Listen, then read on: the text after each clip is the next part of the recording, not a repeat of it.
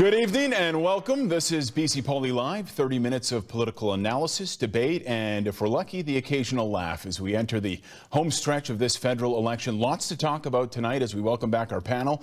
With me in studio here at Czech is Rob Shaw, our political correspondent, and in Vancouver from the Oh Boy Studios, we have Katie Merrifield, the Vice President of Wellington Advocacy, and Mo Amir, host of the podcast This is Van Color. Great to see all of you. Rob, we'll start with you, and I want to play a little game. Let's pretend for a second that everyone watching tonight has no clue what's going on in this campaign.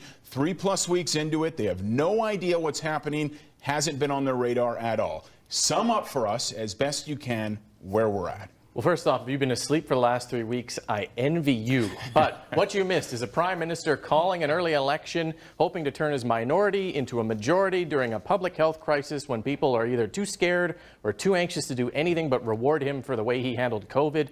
That has not happened. He's on the verge of a disaster here. The polls suggest a minority Liberal or even a minority Conservative government. That's why I have my eyes on the federal NDP. They could play kingmaker here. If there's a minority Liberal government, Justin Trudeau will need those votes. The other group that has maybe some momentum are the Conservatives. They have a moderate agenda. They need to keep balancing that out, make sure none of their candidates do anything stupid in the last week, some sort of anti-climate racist outburst that causes the party grief. They have to balance that all out. It's like a bear on a unicycle on a tightrope. You're just amazed that it's even happening at all. But the Conservatives look like they might be within striking distance of a minority government. So interesting times, Joe. I just have this visual of a bear on a tightrope on a unicycle. Yeah, if you woke up after 3 weeks and that's the visual you have, there you go. All right, Mo, I'm looking for one winner here. Who, in your opinion, won the last week? You know, anytime the leader of an opposition party endorses you, even inadvertently like Annamie Paul did to the Liberals, it's kind of a win, right? And despite the Liberals having to relinquish a seat in Kitchener Centre in Ontario because of the whole Raj Saini thing, they probably had their best week of the campaign, and I'll give you 3 reasons why. One, the polls. They stopped the hemorrhaging. They stopped declining in support. They're kind of in a hold position. As you just said, they're in a position to maybe win a minority government. And even a majority government is possible. The second thing that I would point to is the far-right protesters that we've seen protesting Justin Trudeau. I think they make an interesting foil for the Prime Minister because he's had some of his best moments talking about their anger and how he wants to move Canada forward. The third thing, the Liberals finally got Aaron O'Toole in a wedge issue, and they got him right before the English debate. They got him right before the advance polls open, and they actually forced the Conservatives to change their platform mid-election, which is not a good look. So overall for the Liberals, not a pretty week, but you know what? A garbage win is still a win. So I'll chalk it up for the Liberals this week. And I will ask you guys about the English debate tomorrow. We'll look ahead to that and set the stage. Before we do, though, Katie, if you had to pick one party, who, in your opinion, has the momentum right now?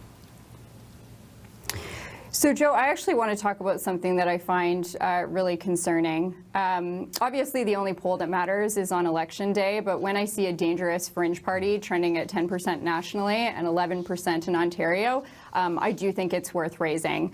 If some current national polls are to be believed, the People's Party is about to have 3.7 million Canadians put their trust in them.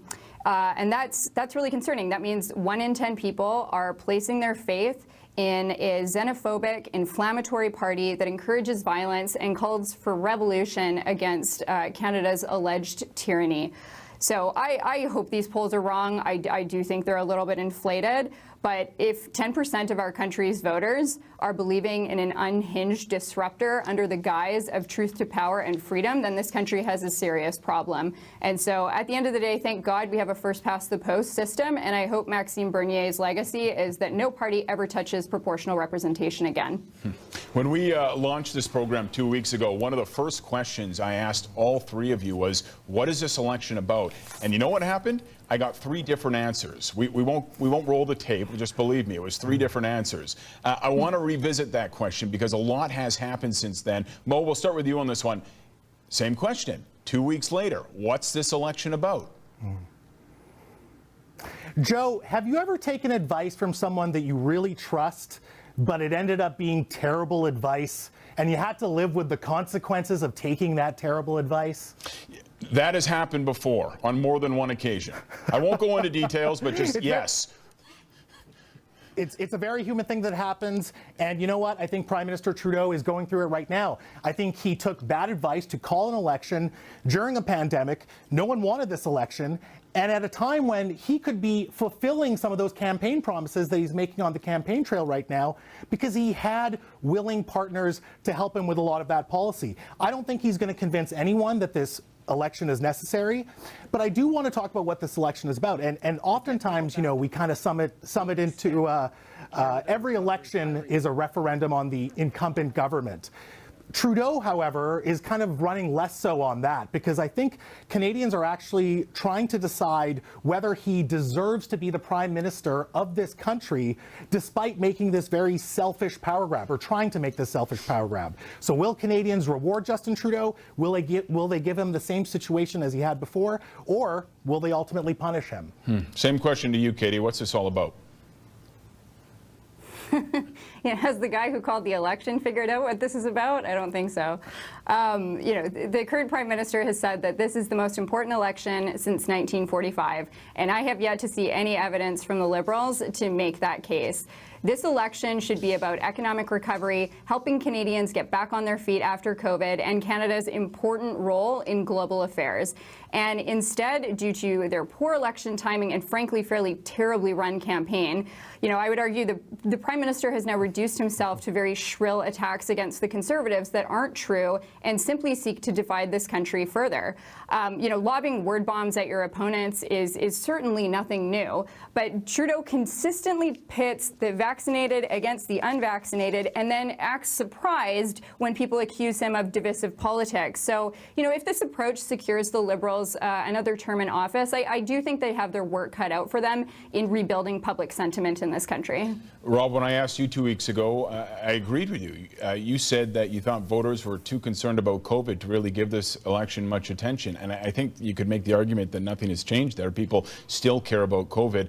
Has it changed? Do you think that people are focused on this election now, or is COVID recovery still top of mind? Well, I think from the very first COVID case, from the very first day of this pandemic, from the very first day of the election, this election has always been about one issue and one issue alone, and that issue is gun control. Very clearly, gun control. That's why we've been talking about it for the last week. Gun control in the middle of a public health crisis, only because the Liberals landed a wedge issue that Mo already talked about, where they forced the Conservatives to change their election platform. They got all tied up in whether they're going to repeal legislation that bans military assault rifle weapons. The Liberals threw everything they had at wedge issues, everything that wasn't bolted to the floor, out the window to try and trip people up. They got the Conservatives on this one. Look, gun control is important, especially in an era of mass shootings and tragedies. That is not why it is being talked about in this election. It's being talked about because it's a wedge issue, and I think it says just as much about the Liberals as it does about the Conservatives and how that issue has morphed into the last week of debate in the campaign. Okay, let's switch gears. Tomorrow night, the leaders will square off in a televised English debate. The French debate was this evening. Let's talk keys to success tomorrow night, the path to victory. What are you watching for? What do the leaders need to do to come out on top? And Katie, we'll start with you.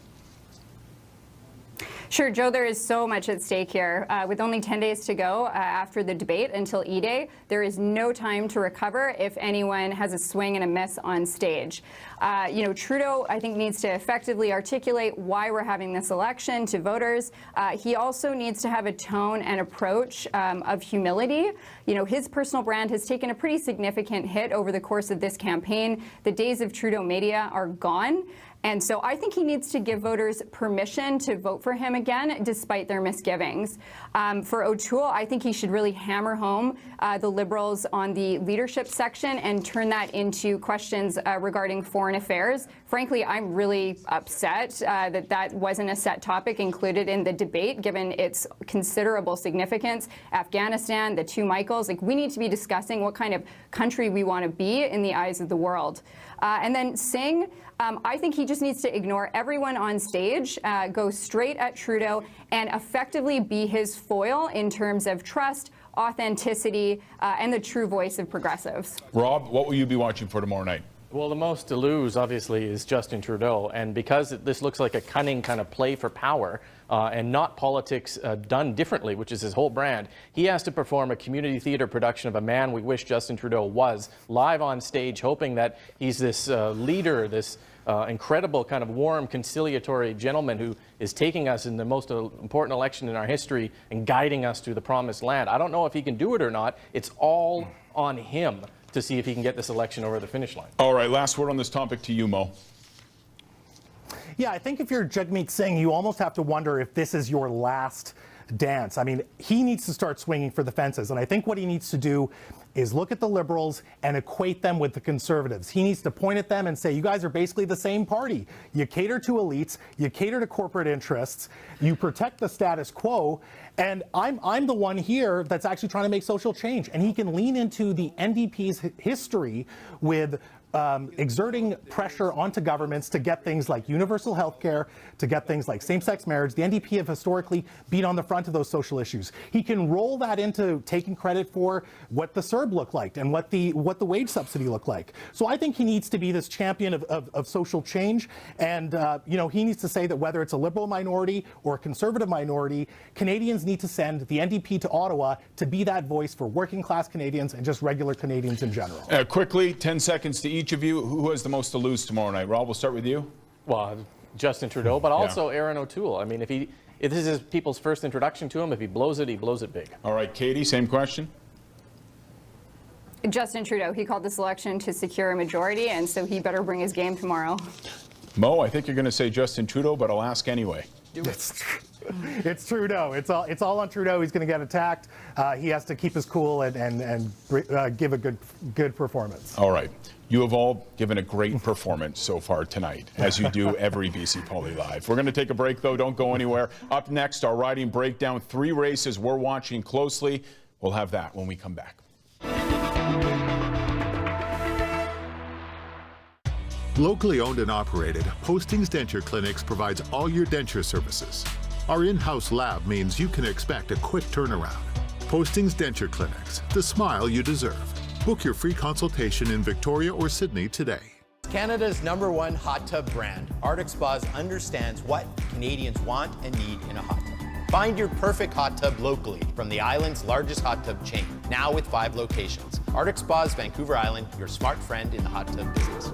At Pemberton Homes, we are Vancouver Island, Cold Spring Island, Shawnigan Lake, Victoria, the West Shore, and the Gulf Islands. Family owned and operated since 1887. Everyone here at Pemberton Homes works together for the same common goal. Pemberton Homes is like having a family brokerage, and when you're looking for community, family is everything.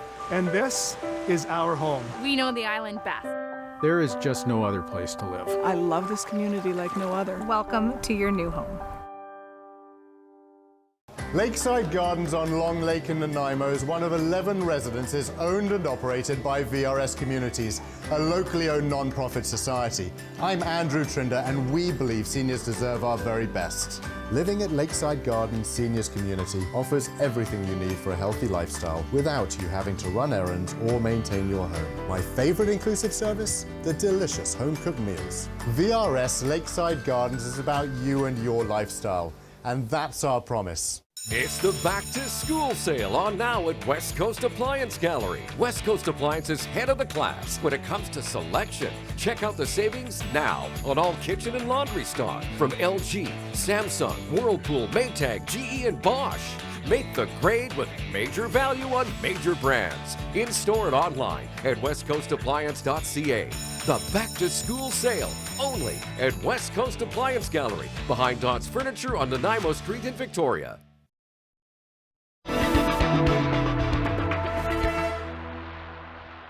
Welcome back to BC Poly Live. Rob Shaw, Katie Merrifield, and Mo Amir with me. It's time to look at a couple of ridings we'll be watching on election night. Rob, we'll start with you on Vancouver Island. The race in Victoria, a seat held by former Victoria Councillor Laurel Collins. What should people know about this race? Well, Laurel Collins hoping to win re-election, her second term, and riding parlaying her fame as a guest on the This Is Vancolour podcast with Mo Amir earlier this year. See what I'm doing? I'm synergizing all the brands together. She did a great job on that podcast. Look, like the NDP kind of view this as a safe riding. The Greens came in second the last couple of times. The question is, if the Greens start to plummet a little bit under Nick Loughton due to the infighting, do the votes go to the Liberals? Do the votes go to the NDP? The Liberals view this as their best chance to win a riding on the island. Candidate Nikki MacDonald, a climate and ocean researcher. She's got endorsed by former BC Green leader Andrew Weaver, which has a big kind of following in Oak Bay, his former riding. So she's hoping to parlay that. And then you have the Conservative candidate, who's a little bit late here, but Hannah Hodson, who is hoping to become the first openly transgendered MP in Canada. So you have a very diverse group. They're quite well spoken, Joe. We've talked to most of them. There's a lot of issues at play here, and it's the potential. I call it the third most interesting riding on Vancouver Island behind the two Green ridings. But there is the potential here, depending on where we go in the last week, for maybe something to change, maybe not. I think the New Democrats view this as a safe riding for them for now. Front runners in the riding, Laurel Collins and Nikki MacDonald? Yeah. For sure. Yeah. Mo, let's look at the Lower Mainland. You're watching Port Moody, Coquitlam. Why does this riding have your attention? 153. That's the number of votes that decided Port Moody Coquitlam in 2019 when Conservative Nellie Shin won this riding. Now, for some perspective, there were 361 spoiled ballots in that riding, so more than double spoiled ballots compared to ballots that actually decided the election. The NDP's Benita Zarello, who is a very popular Coquitlam City Councillor, she's running it back in a rematch. She's obviously hoping to win this thing. The Liberals last time, I should point out, were also pretty close. There were 1,100 votes, about 1,100 votes behind Nellie Shin. They're running Will Davis, who is a small business owner. He was a former news broadcaster. He has some good ties in the community. So just to break down this election or this riding last time, it was 31% Conservative, 31% NDP, 29% Liberal. So we could see another really close race that might not be decided on election night. This is a diverse riding. I think childcare and affordability will be the main issues here. And we've seen the leaders really take an interest here. Prime Minister Justin Trudeau and Chrystia Freeland have already toured the riding. We've seen Jagmeet Singh take 2 trips to the riding, and I think he actually might be back there this weekend. Aaron O'Toole was just there the other day, so they're very interested, and they're throwing a lot of resources at this riding as well. We're used to a Mo win prediction. We had one last week. Do we get one this week? Absolutely. I'm going to parlay my bet from last week. The NDP's Benita Zarello takes this riding, and you know what? I think she's actually going to take it on election night. I don't think they're going to need a judicial review. It's going to be a clear-cut winner. All right, thank you, Mo. If we head east from Port Moody, Coquitlam, you will eventually hit the riding of Pitt Meadows, Maple Ridge. I think there's another riding in between the two. Katie, the Conservatives hold this seat. Why are you watching this one? This is a true three-way race, quite frankly. So just to give some background on the riding, this is a Lower Mainland riding along the north bank of the Fraser River. In terms of who's running, we've got incumbent Mark Dalton. He's a former BC Liberal MLA. For the Liberals, we've got Ahmed Youssef. He's a very popular Maple Ridge councillor. And then for the NDP, we've got Phil Clapwick. He is a film union rep. However, there's going to be 6 folks on the ballot, including People's Party, the Rhinoceros Party, and an independent. So lots of folks clamoring for this one. In terms of its status, this is a swing. The electoral boundaries were redrawn in 2012. The Conservatives held it from 2011 to 15. Liberals took it in 2015, and then the Conservatives took it back in 2019. I find this interesting because I think it could go really any way. I think if the Liberals get the popular vote, they're going to take this seat. Same with the Conservatives, same with the NDP. This is truly a riding that is up for grabs. If you had to pick a winner, though, Katie, you knew I was going to ask. If you had to pick one winner, who are you taking? I'm going to go with the Rhino Party, Joe. I really think that it's their time to bring us home. I don't know why I ask. All right, touche. Okay, that is it from our panel tonight. Another great night of discussion. If you enjoyed Katie and Mo and Rob, and who doesn't, they'll be back same time next week, 8 o'clock next Wednesday. It'll be our final BC Poly Live before the election. Up next, don't go anywhere, Jack Knox shares his thoughts, but first, a look at the latest polling with Mario Canseco from Research Co. This week, we are going to look at what the voters in Canada and British Columbia have told us about which one of the main federal leaders would be the best person to manage specific issues. There is no clear winner at the national level on healthcare, the top issue facing the country. Justin Trudeau is slightly ahead of Jagmeet Singh and Erin O'Toole, with Maxime Bernier and Annamie Paul in single digits. Here in BC, 1/3 of voters believe the leader of the federal NDP would be the best person to handle healthcare, with the leaders of the Liberals and the Conservatives tied for second place. When it comes to financial matters, 1/3 of Canadians choose Erin O'Toole as the best federal leader. O'Toole has a 6-point edge over Justin Trudeau, with Jagmeet Singh in a distant third place. In BC, the Conservative leader is also regarded as the best economic manager, but there is a much closer race for second place, where the leaders of the Liberals and the NDP are virtually tied. Debate week provides opportunities and challenges for the federal leaders. For Trudeau, it is all about connecting on the management of the COVID-19 pandemic. O'Toole has become a key challenger on foreign policy matters. Singh must turn his likability into votes for the NDP, a feat that has been particularly difficult in Quebec. For Paul, the debate allows a unique opportunity for Canadians to know her, as she has spent most of the time campaigning in the riding of Toronto Centre. For BC Poly Live, I'm Mario Canseco from ResearchGo.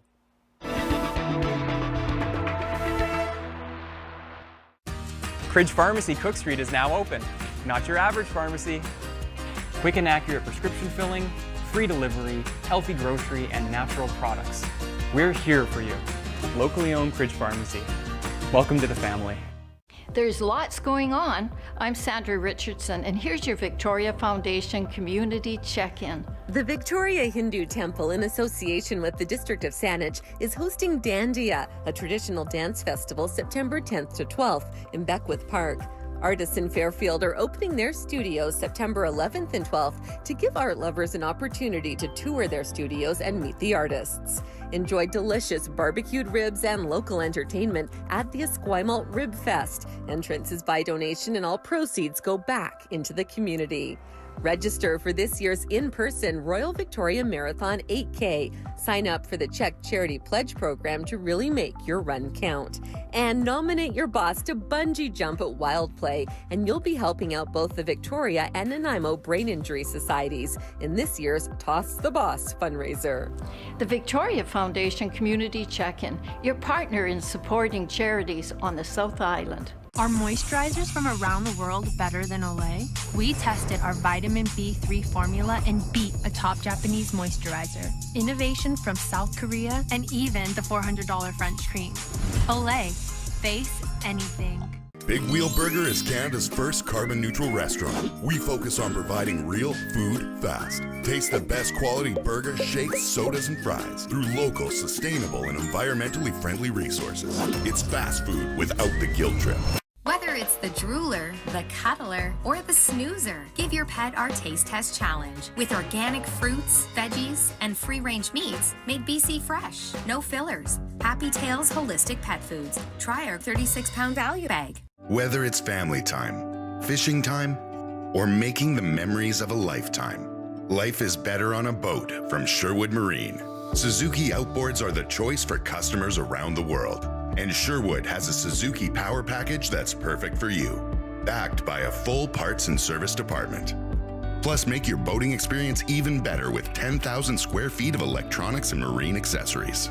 Visit Sherwood Marine on Keating Crossroad, because life's better on a boat.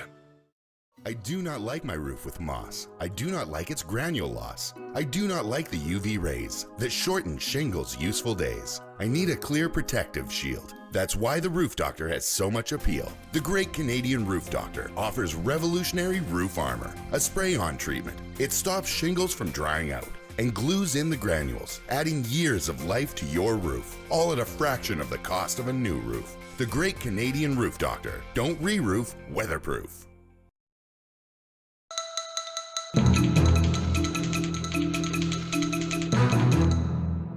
Okay, maybe it's the horse dewormer talking, but I've started to have this uneasy feeling. That is, we're almost at the end of the campaign, and it feels like people really haven't been giving the party leaders the scrutiny they deserve. Take Trudeau. He's been catching heat for not living up to promises he made in the 2019 election, to which he replies, hey, that wasn't even 2 years ago, and he spent most of that time preoccupied with a pandemic that no one saw coming. Give me more time, he says. Well, geez, pal, you can't have it both ways. You can't complain about not having enough time when you're the one who called this early election. It's not like the school bell rang before you could finish the exam. No, it's more like you stood up halfway through the test and said, good enough, teacher, grade me now. Aaron O'Toole? His whole rise, if not in popularity, then at least in acceptability, seems to be based on the idea that he's not as bad as we thought he was going to be. Well, that's the standard for hiring an ex-con in the Shawshank Redemption, not a prime minister. He's been getting a bit of a free ride, having a one-way conversation with the voters as he campaigns from within a protective bubble, just like Stephen you-know-who, where nobody can throw gravel at him or hit him with troubling questions like, if you have a GST holiday for all of December, won't that just kill retail sales for all of November? Jagmeet Singh? Up to now, he's been in the traditional NDP position, which is like being the guy at the end of the bar spouting off about what he would do if he were in charge of the Vancouver Canucks. Nobody really takes what he has to say that seriously or challenges it because everybody knows he'll never actually run the Canucks.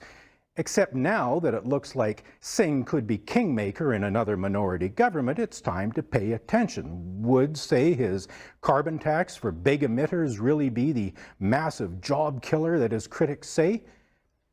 It's the leaders' debate tomorrow night. Let's hear these guys defend themselves when faced with what this campaign has been lacking: real scrutiny. Thank you, Jack. As we wrap up tonight, a look ahead to what's next on Check. Something for the voters in Saanich Gulf Islands. Rob, we sat down with the candidates a few weeks back. Perhaps a few thoughts on the riding as we set the stage for the interview?